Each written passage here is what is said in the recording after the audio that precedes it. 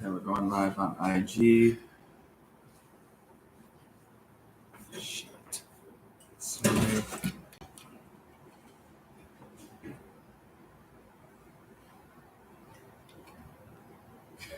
Okay. Y'all alive, y'all alive. Oh, okay, no. We're all sitting alive. alive. We're doing the mannequin challenge right now. Welcome to Behind the Scenes of People in Loving. This is raw and uncut. Yes. Snap time, snap time. Nap time. Yeah. So Ruler doesn't look totally locked in. That's good. It's good. All right, it's working. We're good to go. So, are we ready? We're ready. All right. So, if you are joining us live, welcome to Keep On Loving the podcast. I am your favorite host, Rose Mystique Woods, and I'm so happy to have these wonderful individuals here. So, I'm going to start all the way down on my right side with Diamond. Hello, I'm Diamond, she, they pronouns. I am a lead coordinator of Galaei, QT BIPOC. And also on the side, I am a nightlife performer and also the current rating Philadelphia Leather 2020 to 2025. Woo! So, Awesome. Yes. All right, then we have Rosko. Hello again, y'all. If you guys don't remember from the last podcast, my name is Rosko. That's R-S-K-O. My pronouns don't matter. It's he, she, or they pronouns. I am the Addict Expression Coordinator, and I am a young advocate for people living with HIV. And last but certainly not least, we have Naiymah. Hi, y'all. Naiymah Sanchez, she, her pronouns. I'm the senior organizer with the ACLU of Pennsylvania, but a START movement advocating here in Pennsylvania. Yes, so as you can see, I always somehow, with the help of my awesome colleague, shout out to Harlan, who is in the building, but you know, they're doing our other stuff for us, who has these amazing individuals who have been working here with us in Philadelphia in the community and also have spread their wings. So shout out to y'all. I'm excited. thank you. So why are we here today? What are we talking about today, y'all? Do y'all know what today is? HIV stigma? Yes. Are we Do gonna- you know what? Okay, anyway, so today we are talking about Zero HIV Stigma Day, and so let's open it up with that. So, what does Zero HIV Stigma mean for all of you as individuals? I can start. Okay, so like zero HIV stigma to me means that there is education and information to people about HIV, so people are not willfully ignorant. I feel like people are still in a time where they do not have the necessary information, or they are just not being intuitive about, you know, learning more about how we can, you know, protect ourselves and also keep ourselves safe and healthy, you know, when it comes to these things. So I think being able to break down stigma of HIV and making sure that we are, you know, providing, you know, accurate resources in a way that we are educating each other so that we can, you know, protect each other and keep each other safe. Yeah, I think again, like educating is like the most important thing because a lot of times stigma comes from lack of education and just not being educated about how HIV works is why we have like so much stigma within this world. And HIV's been around for a long time now, and you would think with all the resources and educational sort of resources out there that people actually want to learn, but they don't. So this day is very important to not only create a safe space for people living with HIV, but to also educating people who aren't living with HIV and some who are, who do have stigma against themselves, and just creating that safe space for them to let them know that, yeah, you need to know more about your status or about HIV as a whole, rather than just assuming that we're back in the, you know, the old times when it was very like much a death sentence. And knowing the difference between HIV and AIDS is the biggest thing I think about Zero Stigma Day, because that's like the key thing I think people see. They always like confuse it too, especially on social media. So that is like the highlight, like knowing the difference between AIDS and HIV. I mean, my whole panel is, you know, They said what they said. I mean, the education piece is definitely important. Whether we are trying to spread awareness on how HIV is transmitted in our communities, but also how funding is coming into our communities, right? And so I think that the one thing is that our society has been misinformed about HIV, right? And so whether it is preventative care or treatment, I think that we should continue to have these conversations, because HIV stigma, or zero HIV stigma, it's not just about being a person living with HIV, but also about educating the community on how it's spread and also how the resources is trickled down into our communities to help eradicate. Awesome. Absolutely. And so with that being said, my next question to you all is really around the work that you all are doing in Philadelphia as well as Pennsylvania. And where do you feel like the stigma shows up in your everyday interactions as well, whether that is from a communal side or even the political side, because let's be real, everything has politics in it. Yes. I think for me, my biggest challenge is, with being, in the intersex of being Black and also trans, talking to my Black, cis people that are, willfully ignorant that like they don't need to get tested or whatnot, when we see statistics that show that there is a high, transmission rate when it comes to Black women and getting HIV right now.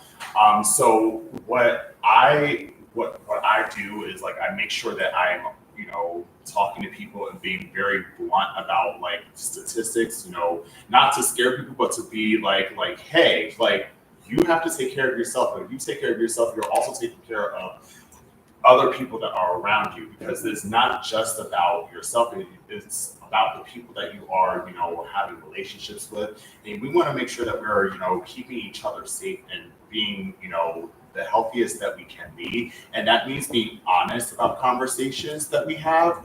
And I feel like people do not want to have honest conversations, or they want to kind of like neglect it, or they say it's, oh, that's that gay, stuff or whatnot, when in reality, HIV does not have, a gender or sexuality when it comes to, who it transmits to. So you have to be very honest and very vocal about those things. And that's one of the things that I'm struggling with right now, is like talking to like cis people about, transmission, because a lot of people don't want to, be in the know about those things. And also HIV, like prevention, like PrEP and stuff like that, like feeling like people don't need that stuff. I'm like, that's for you. You can utilize that stuff because it helps you keep you healthy. It helps you keep your community healthy. And, it helps us keep each other, accountable for our safety, how we treat each other and stuff like that. I think for me, it's a lot of what Diamond said, but also because I'm very social media heavy within like the Philadelphia community, it's going on social media and seeing a lot of ignorance towards HIV and just the stigma within that. For a lot of people in the community that's like from Philadelphia too, whether they're like queer or not queer, and it's really disheartening to like try to touch those people, because I know for me in my work, I always want to like, be able to touch people in a way of understanding like, what people with HIV, living with HIV go through. And not only that, but just understanding themselves more, how like their stigma actually hurts like people. Like, just having that mindset really does hurt people. And you just would never know who you're around that has HIV.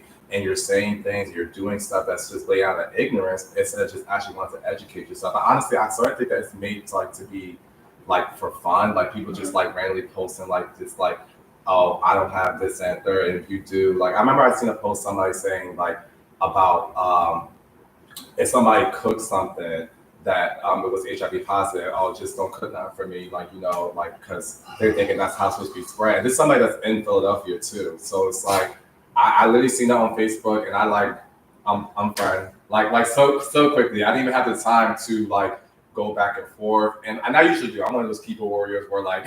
If I can, I am. No, I am. If you have the time. If I have the time today, that's like the time today. Yes, exactly. And I'm not above it. And honestly, like I did a lot during the pandemic, but like I will say in my more recent years, like being out in the field, like I don't have time like to really go back and forth with people online about the importance of like just educating stuff on HIV, but it does like, you know, it's like a big barrier and make it hard for when you are somebody that's like known in the community and you see other people like on social media who like are blatantly ignorant towards people who have HIV. Or make it a butt of a joke. Yeah, it's like it's constantly a butt of a joke. Butt of a joke, and like I just feel like that is just like terrible. It gets so big out too. Like I feel like every other day I see like a post about something HIV related, and it's just like, don't you have anything else to talk about? Like, especially if it's not nothing good. Like y'all have nothing else good to talk about HIV, but y'all so good about saying, oh, I got this, or this person gonna give this to me, and not really knowing like how that really works. And then again, going back to what I said. For the last question, just the differentiation between AIDS and HIV. Like some people think that they're the same thing and not knowing like the difference between them. Yeah. I mean, again,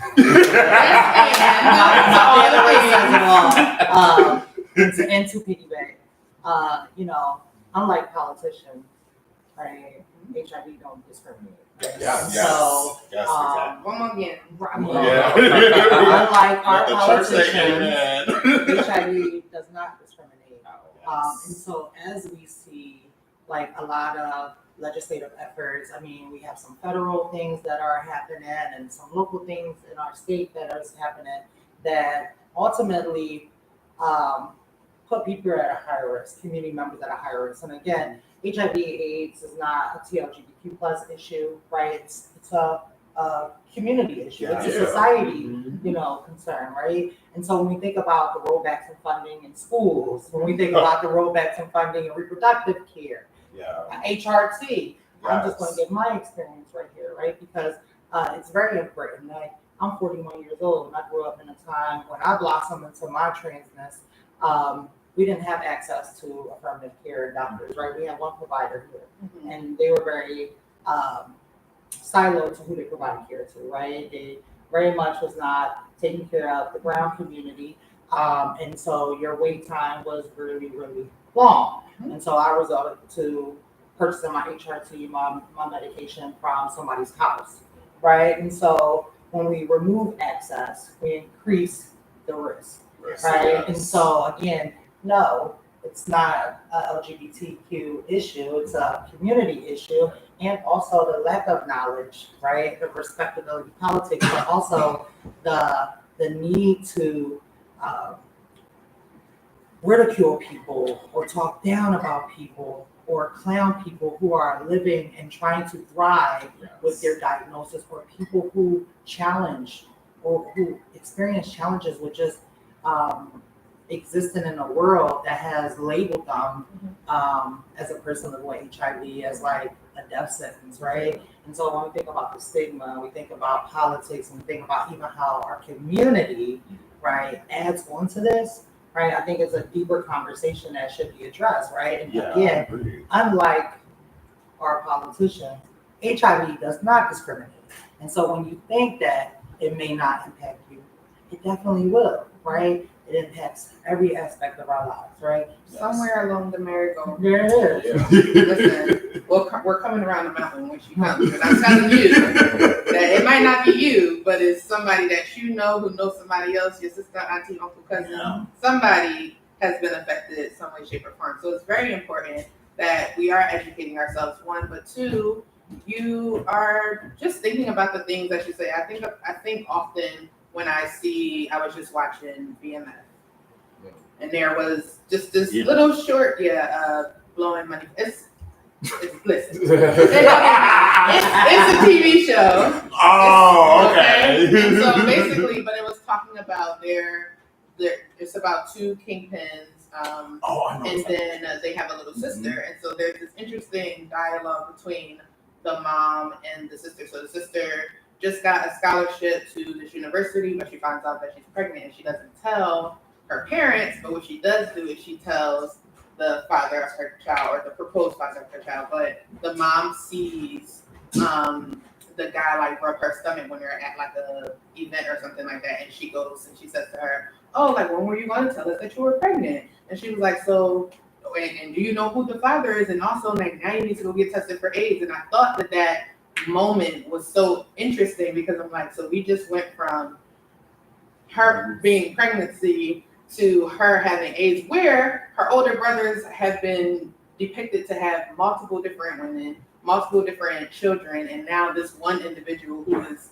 16, 17, young black cis woman, right, is being told by her mother, like, oh, you know, you're a Jezebel, right? So we're talking about those tropes and those stereotypes. To now all of a sudden, you need to go get tested for AIDS. Now, granted, I will say that this is, you know, back in like the 80s, so they didn't really have as much information as you know now, but even still, when we talk about media, I think that this would have been a great opportunity for them to put, just like how they do with anytime there's something triggering or like any type of trauma, like if you know somebody who is dealing with X, Y, and Z, there was nothing about that. And like if you know somebody who, you know, is struggling with or needs to figure out where to go get tested or stuff like that wasn't there. And I think that when you have a sentence like that, and for me, I was like, AIDS though? Right. You just lost your virginity like a month ago. Yeah, But no, not to say that I it think can't that, happen, yeah, but no. also Those Yeah. things matter, and I Those think it things goes do. back. I think it goes back to what I was saying earlier, just with like the social media presence. Like, you know, when you watch something like that on TV, and then you take to social media to make like joke of it, that's not actually really doing people living with HIV a service, because then you're giving other people leverage to think that, oh, it's only AIDS, AIDS is this, and then people can make fun of this because they don't have it and they don't really know what it's about. exactly. And it's also like very dehumanizing in a way. Well, it is dehumanizing, period. Yeah. You know, especially like going onto social media and doing that on, you know, on a public forum, and then on top of it, like dealing with it on like stuff like dating apps, like going, like talking to people and being like, you know, having people ask you if you're clean, like the term clean, like people that have HIV are intuitively dirty, which is totally disgusting. Yeah. You know, I hate when I always am correcting people, or it disinterests me about that person, because I'm like, you don't have the correct terminology to use. Because language matters. Language right? does matter. Language Just matters. matters, and like when you're using language that is in a descriptive way of being negative and also making people feel like they are othered, I'm going to always be on the end being like, okay, I don't feel comfortable with that, because if you're going to do it to someone else, you could do it to me, possibly do it to me. So I think, you know, being conscious about what we are saying, and how we are saying it and whatnot, and also not getting mad about being corrected, and stuff like that. Because I know Nobody's ever wants you to clock their yeah, feet. no one ever wants In to any take accountability. capacity. And listen, everyone, you know, has room to grow. I think people need to understand that, you know, if someone corrects you or gives you, you know, feedback or information that is to help you learn more, then you should be able to be receptive of that information and not take it as a defensive thing. And I see a lot of people that do get defensive when they are, you know, clocked a little bit and whatnot. And it's nothing but just making sure that we want people to be a little bit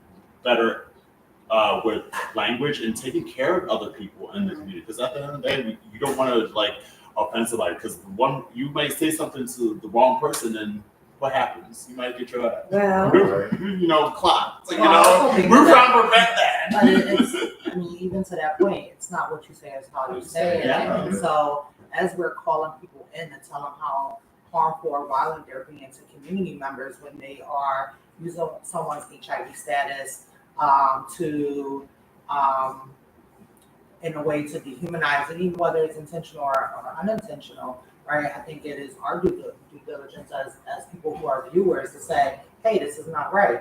Even on social media, this is what the report feature is about. Like, I'm not a big fan of police, right? And I don't want to police anybody. However, I'm going to police when language is being used that is harmful to other communities, whether it's to me or whether it's to somebody that I love or people that I love. And so that is our job, right? And I think that's the call to action on this one question is like, what are we actually doing to dispel a lot of the myths, but also call in people who are being harmful, right? Or counterproductive to the movement of safety, right? And what safety looks like is very different for everyone, right? Yeah. But the one thing that we all want to feel is safe. Right. And so I'm not safe if I'm strolling on social media and I see something where someone is either outing a guy for dating a trans woman or outing someone because they seen them in a doctor's office that's known to treat people who are living with HIV, right? Those things are uncomfortable because just like Gottman said, if you do it to them, you'll do it to me, right? And so let me gently nudge you and say how violent this is, right? What it could do, right? It's not just about outing someone for their status, but there's still ignorance in our community, still ignorance in our home. And so in some homes where parents or grandparents are taking care of queer or very fluid young folks, they have this perception that you're automatically going to be positive or that you're going to come down with some sort of communicable disease. And so they're forcing people to eat off of paper plates or suggesting that you don't use the toilet, like, or, like these are your utensils. And so that creates more stigma, which is more harmful because then those young people are now running to the streets, going from pillar to post, couch surfing to find affirmation or safety in someone else. And so it leads us into this cycle of harm, right? Yeah, and I think the word violence, I really like the fact that you use that because it is a violent thing. And I don't think people oftentimes see when they hear violence, they think about physical violence. But when we talk about violence, it encapsulates language, it encapsulates actions of how you treat people with discriminatory behaviors. That is also violence. So, being able to recognize that, terminologies and words can cause violent, things that can cause detrimental harm to somebody. You never know what a person's mental state is going to be. And like the last thing that they hear is something that can trigger them to a point where they feel like they don't have anybody or any agency to be here or, be here. And we don't want that. So being mindful of when we talk about violence, it's just not physical. It is also how you, talk to people and how your language really affects people, your actions and how you treat people when it comes to, different experiences. And you have to do a lot of introspective work to combat that stuff. Because initially, like when people are, willfully ignorant, they're going to, not feel comfortable in wanting to, change. And at this point, we need people to be comfortable in changing behaviors because it's only going to create a lot more problems and a lot more number statistics that we do not want to see. We're already seeing enough right now. We want to prevent that happening. Absolutely. So let's switch gears a little bit because we talked a lot about the negative aspects of stigma and what that looks like. But here in Philadelphia, we have a lot of community grassroots organizations who are doing the work. I mean, when I say boots on the ground, people got their boots on the ground. Okay. Where's your fans? Where the fans? So let's shout out some of them, whether we're here at Galaei, but also other places where, who are doing this work and maybe don't often get to, get their flowers in real time, not after something has happened or, certain people are in the room, all of those things. So anyone can start. Okay, so obviously we're here at Galaei. Hello, this is our space. Please come. We're open Monday to Friday from 10:30 to 6, depending on the day. We sometimes close early, depending on staffing. But for me, I can talk for me personally, I utilize a lot of the things that I know from my leather and kink history, in order to promote safer sex practices in those types of scenes. So one thing that I feel like is a big miss in leather and kink spaces is that there is not a lot of education on certain things, or there is lack of education on how practicing safer sex practices and kink and stuff like that can prevent HIV and STI rates from skyrocketing. So how to appropriately, utilize different sex toys, how to appropriately play in different types of kink spaces that, are a little bit more taboo and whatnot, so that we're preventing, the transmission rate, and also educating and providing resources at events that are sex positive is very, very important. all the events that I've done in the past always had a level of resources that had to do with STI HIV prevention and also testing, because I felt that it was important for us to, have fun and be sexy and, do what you want to do, but also taking care of yourself and your community is also very important for us to continuously have these spaces. And if we're not doing the necessary work to be able to, have conversations, have testing, have or quick, HIV take-home tests, we're only doing ourselves a disservice because we're not addressing the big picture. Yes, sex is fun, but sex also comes with other things, and we need to address everything so that we are all well informed, so that we can protect ourselves and also, people that we are interacting with. So, also, I will say, Zoni Centers does a good job too. I go there too. Shout out to Johnny. Yeah. Alright. You guys go. Oh, I mean, there's a lot. There's a lot. There are a lot of work. You got Babashi, you got Babashi, you got yes. Galaei. We Courage think about, Medicine. we got Fight, the Really AIDS Fight. Law Project. I think those are all great organizations, right, for sure.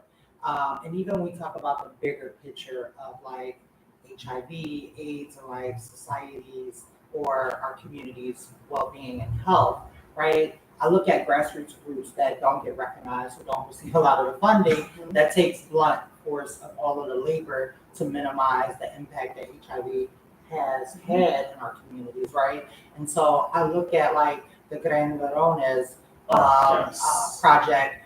We hosted a campaign here at Galaei a few years ago. It's called Positivo, and it was reclaiming the word positive, right? And how reclaiming positive in a way was actually empowering versus dehumanizing, right? I think of those groups. I also think about the Philly Trans March that does great work. I think about the folks that provide services to individuals in need in Kensington, right?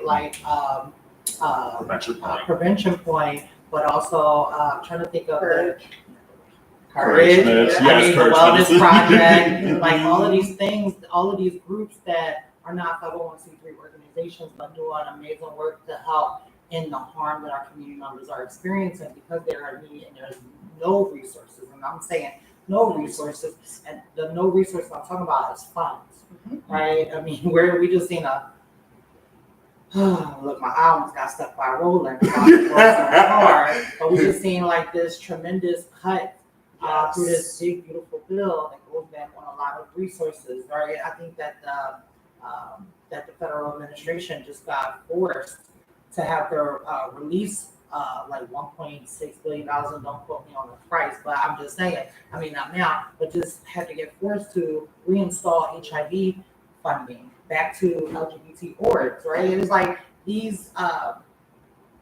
these initiatives doesn't help. But when we think about organizations, of course, we think about the mainstream ones, the ones that are large, who has a visible name, but we don't talk about Galaei or the King Bill. They provide other resources for community members as an outlet. If I have nothing to do, then I'm finding something to do. And my granny always used to say, idle mind is the devil's playground, right? And so when I was young, right, I had to add a youth center. But before the addict, I was influenced by the older trans women that I seen in community because it's the only thing I could relate to.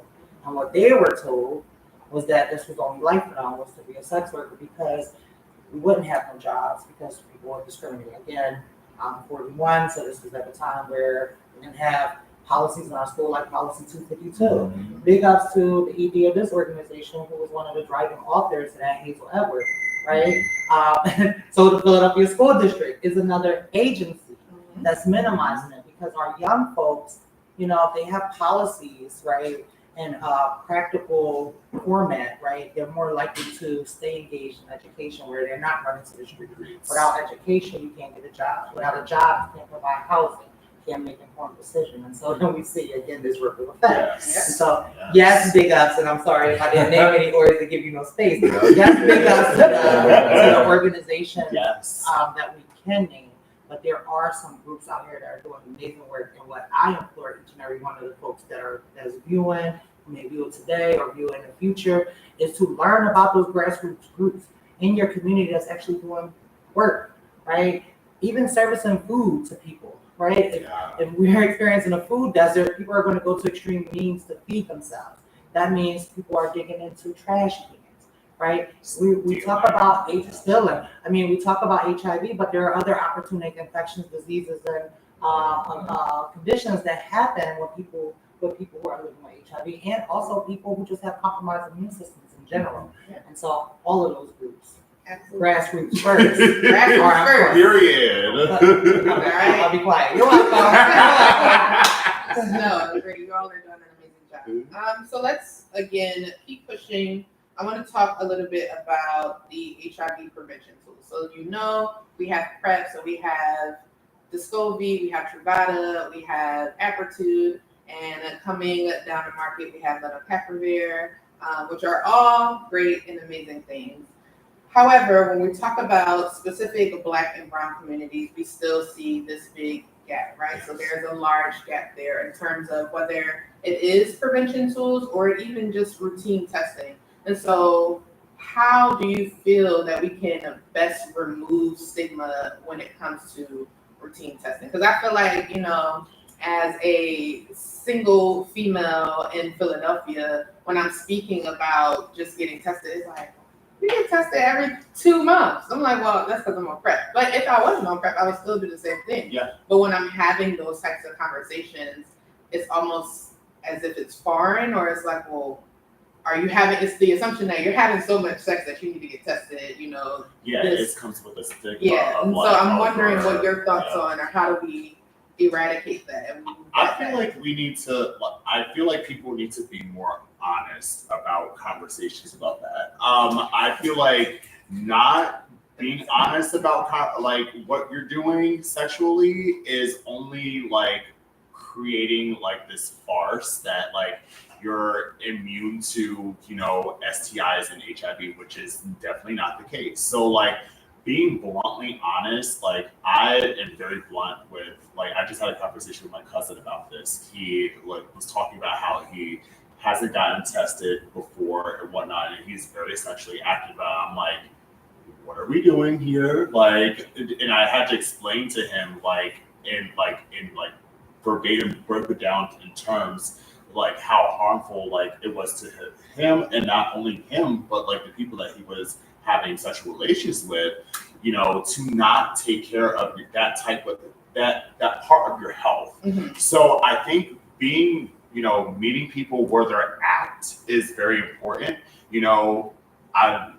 As simple as like maybe like you see your girlfriend at the bar, like, hey girl, like I heard that you were having, sex, like, are you okay? Do you need anything and whatnot? And also utilizing time to like be, comforting to people, because I feel like when we have conversations, people sometimes may, feel discomfort and like ashamed and stuff like that, because that comes with the stigma of like, people being sexually active, you're a whore, you're a slut and whatnot. But like companies said like, yeah, you may have had sex, but that doesn't make you any less than or equal You're a to. human You're being. a human being. Like And it's we're all a natural thing. Yes, it's a natural thing.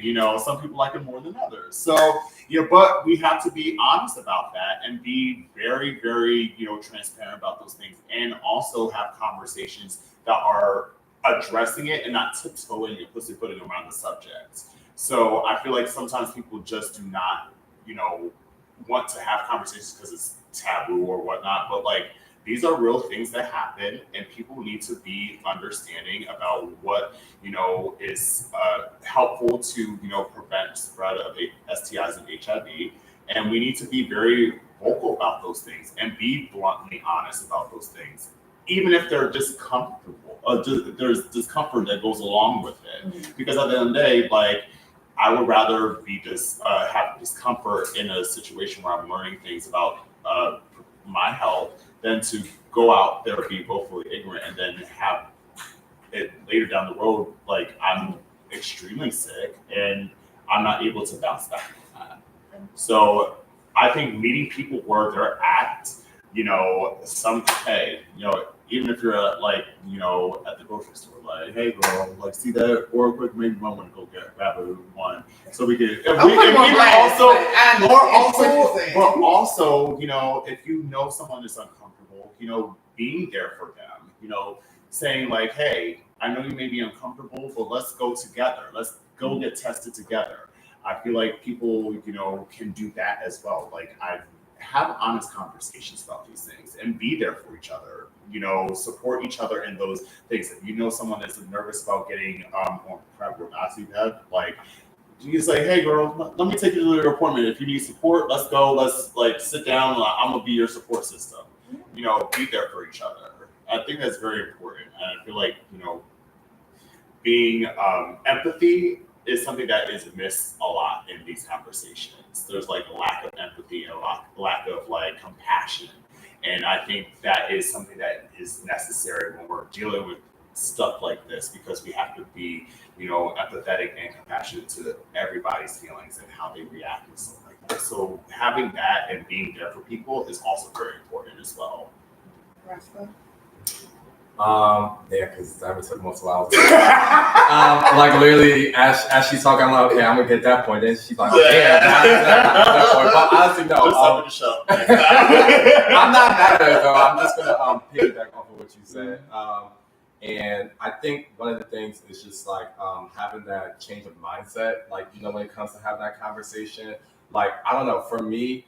I tell my friends and like, even my mom, like I'm going to get like tested and stuff. But that didn't happen like overnight. I think it just created like this like safe space in my head to know that this is okay to talk about. And I think so long as you have that confidence that it's okay to talk about, that people will feel confident in it too. Because when you have a conversation with people, you want to feel confident in what you're talking about. So I think that's the main thing you want to have. It's like feeling confident in what you want to like talk about. Like I said, being honest about it, because there's no point of just go and be around the bush and lying. Like, people are sexually active and, take somebody that was young and think they were invincible for like, most of their youth. And then you get HIV from just not getting tested. So I think just like, from my experience of being young and not being tested, that's why I even like tell the youth who I cater to now at the attic, like, it's okay to ask me questions when we walk around HIV. It's okay to go get tested. It's okay to talk about getting started on PrEP. That's literally my job, is to help get them linkage to PrEP and talking about PrEP, or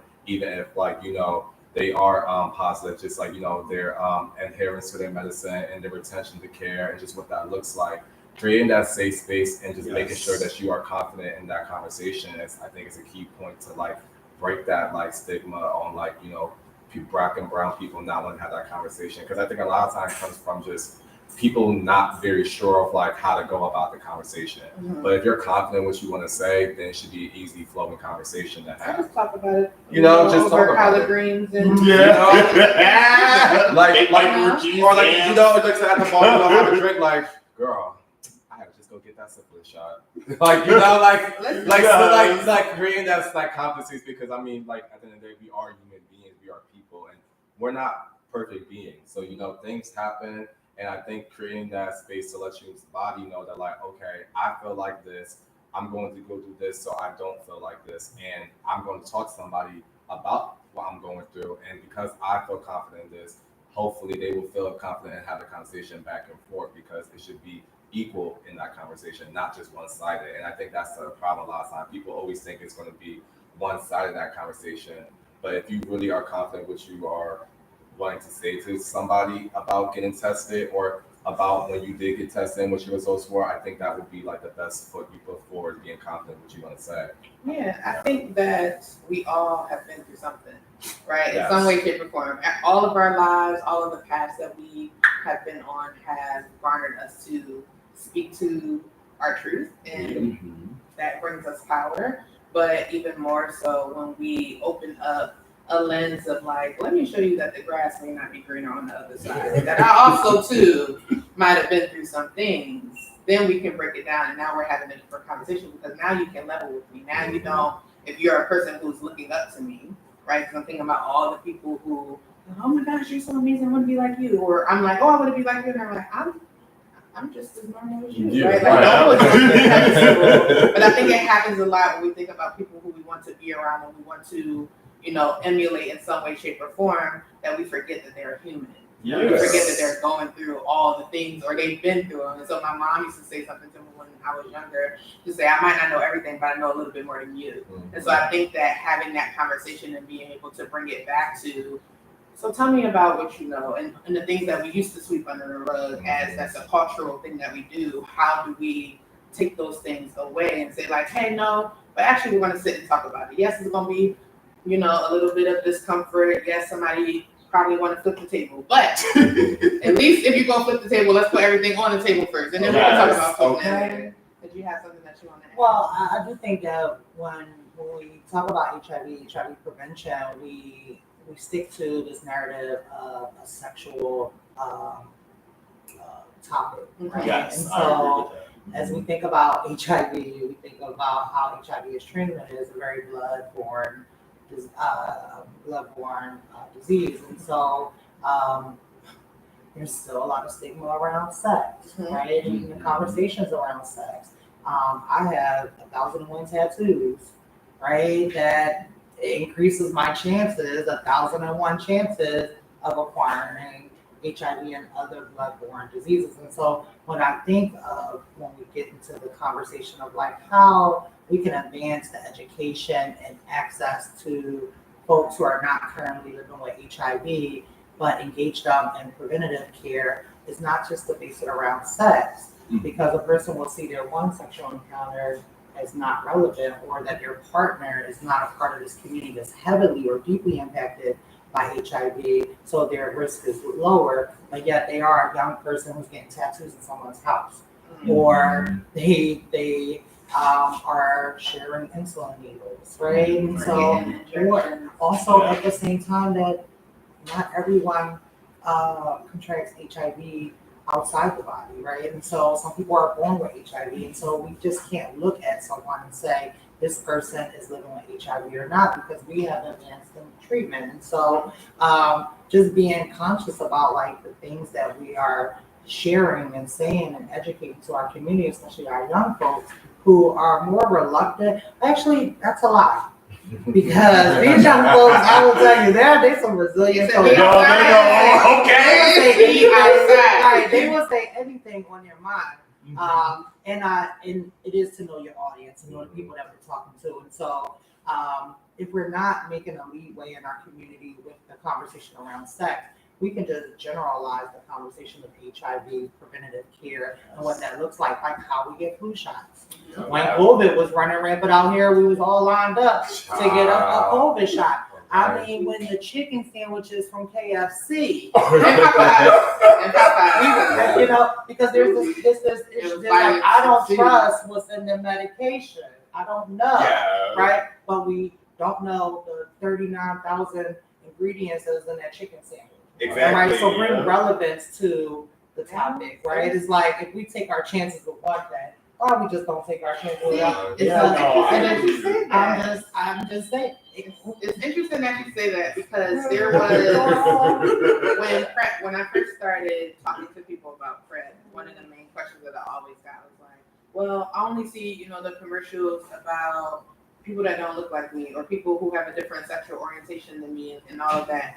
And I said, let me ask you a question, because most of them, were in my age bracket. I said, so you remember back in the day when we used to get perms, right? We didn't know that you were going to see the commercial here in 2025 when we're talking about, so you might have some compensation coming your way if you use this specific box of perm, because now it's causing cancer and all of those things. It says, so today, right now, what we know is that this is what we can use to protect us. I cannot promise you that 25 years from now, that it's not going to be something else that comes up that they say like, oh, well, if you were on, Cabanuva or whatever the case may be during this time, you may be entitled to compensation. I cannot make that promise to you, but what I can tell you is that right now, today, this is what is here to support us. And so I think it's important to say like, hey, there are some unknowns that we don't know, but if we keep operating on unknowns, how are we going to ever get to where we need to be?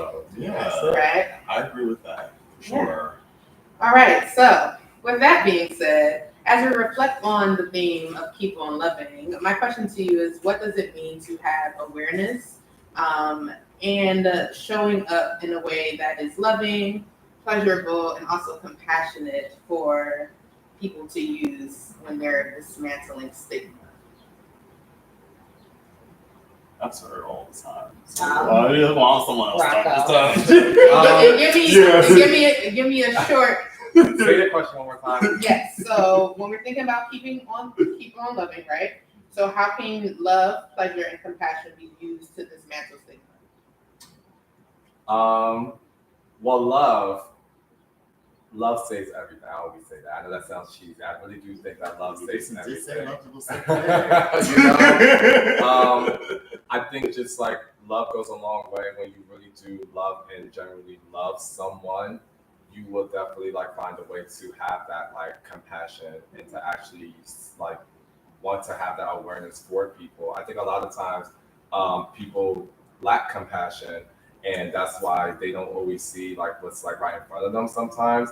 And you know, as I said before, as people, we're not perfect beings, but at the same time, you know, we have our flaws that make us who we are, and sometimes people don't look past that and have that compassion to actually give into people who are living with HIV. And I think even what I said earlier, with the whole social media presence of how people treat HIV, it's like there's no compassion. Like nobody ever thinks when they're posting this thing like, oh, I'm going to hurt somebody when I make this. They always just think about themselves. And yeah, like the community interaction, you know, and I think it's just for likes or just for like for laughs, but it's nobody's laughing, you know, and it's more so look stupid on yourself because like, you know, while you're sitting here being ignorant, there's probably somebody in your corner who probably wanted to come out to you about your status or probably wanted you to have that love and compassion for them, but now they don't know how to feel because you're out there being like that instead of actually trying to educate yourself. And I just think, you know, when people are having awareness for like people with HIV, it goes a long way just outside of like stigma. It's like just by showing up, whether that's just like asking questions, coming to certain events, or just like being the person that sees someone else being ignorant on social media and standing up for them. You know, you don't have to be a person living with HIV to stop, like, to spread awareness for HIV. And I think that's the like biggest misconception. A lot of times people think, oh, you have to live with the virus to actually spread awareness of the virus. No, you do not. Like, it's really like a big thing that I tell the youth that I serve today at the Attic. Like, you know, like you guys can do anything you want to do. You just got to put your mind and power to it. And I think the same goes for like, you know, people who aren't living with HIV are affected by people who are, because you might have a loved one or you might have like a relative that has it or passed away from it, and you want to like do something to not only spread awareness for them, but for other people that might go through certain things. And I think go back to what I said about love and compassion. Those are the things I think are missing that have people not wanting to be that way for people living with HIV. All right, so Diamond, give me specifically for compassion. Compassion. Okay. Okay.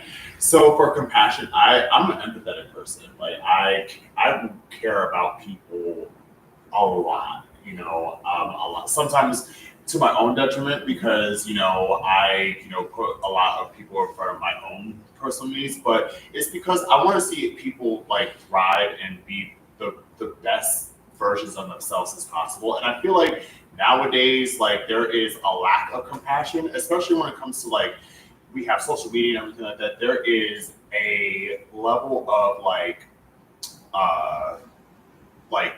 unawareness when it comes to how we interact with people on social media, because we don't know what people's tones are. We don't know how words can affect people. We're not interacting with them personally, so we're not seeing a lot of the things that may be affecting them in that space. So what I will say about compassion is like, you don't know what, like I said earlier, you don't know what a person's going through, and you want to be able to, relate to a person and build connections and be there for people, and also have a little bit of, a lot of empathy, I should say, a lot of empathy for people, because you don't know what they're going through. And also it gives people an opportunity to feel safe and build community and whatnot. And at the end of the day, we're going to need community right now with everything going on with this political climate. Yes. Community and community outreach and resources and organizations are going to be the most important thing that we are going to need to utilize right now. And if a person is not feeling like they don't have any compassion or are are not receiving compassion from people, they're going to be ostracized and feel like they don't have a community. And then that's when we start to see that person go into the wrong direction when it comes to taking care of themselves and being healthy and whatnot. So we want to be mindful of what we are saying, mindful of how we are showing up for people. You know, if someone is telling you like, hey, I need X, Y, and Z, you know, listen to that person. It's like, if you don't have the capacity for it, say like, hey, I may not have the capacity for it, but like, I would care about, this is something that you care about, and because you care about, I care about it, so let's work together on this in the future and like keep this going and stuff like that. Or I can find a resource or a person that can direct you to the, you know, the things that you need. Right now, we need to be very, very intentional about how we show up for each other right now. And compassion is an intentional thing. So be intentional about how you care about people in these times, because right now, intention is going to be the most important thing, because intention goes along with impact. If you're intentionally not taking care of people and being compassionate about people, the impact is going to be detrimental to that person. So make sure that your intent is to be there for somebody or be caring, because the impact will be a much more positive thing. So that's something that I feel like we need to hone in on more and be more present for, is being more compassionate about people and showing empathy. Empathy goes a long way. So All right, Naiymah, you got pleasure. So how can pleasure? I wish I would have gotten that one. How can pleasure help dismantle stigma? So I think having competent information around what pleasure is, right? Whether it's self-pleasure, pleasure with another person. Again, also pleasure is not all about sex. And so I think that we have this reality, again, and I said this earlier, is that when it comes to HIV, we go straight to the sexual aspect of people becoming HIV positive. However, there are these other things that, I mean, life is life for us all, right? And so an idle mind is the devil's playground, right? And so maybe pleasure for you could be reading a book.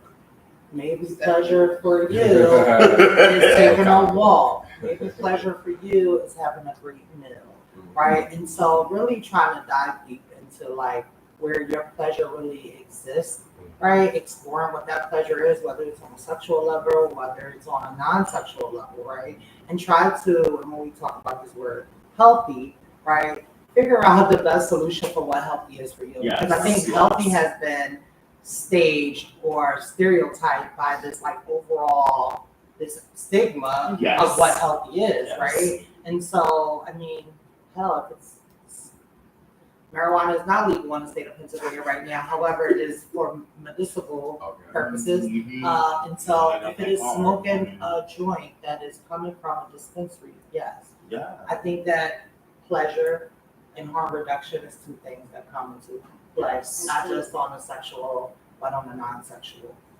Absolutely. Yes, and I think also like I love the fact that you this question of pleasure, like it doesn't need to be sexual. Like I always ask people like, what brings you pleasure instead of what are you into, what brings you pleasure, because it gives people an opportunity to share what they are, like what like brings them joy. And you know, you can meet them in their world and also like share that experience. I feel like people oftentimes don't get a chance to really have those types of conversations. Right. It's very surface level, and I think again, when it comes to intentional things right now, we need to be very intentional how we treat each other. Yes. All right. Well, that wraps us up for today. But as I always like to say, no matter how you're loving, just keep on loving. I was about to say One more time. So no matter how you're loving, Keep on loving.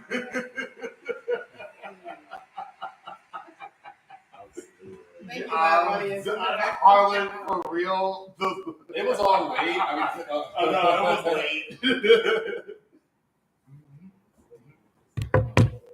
Yeah.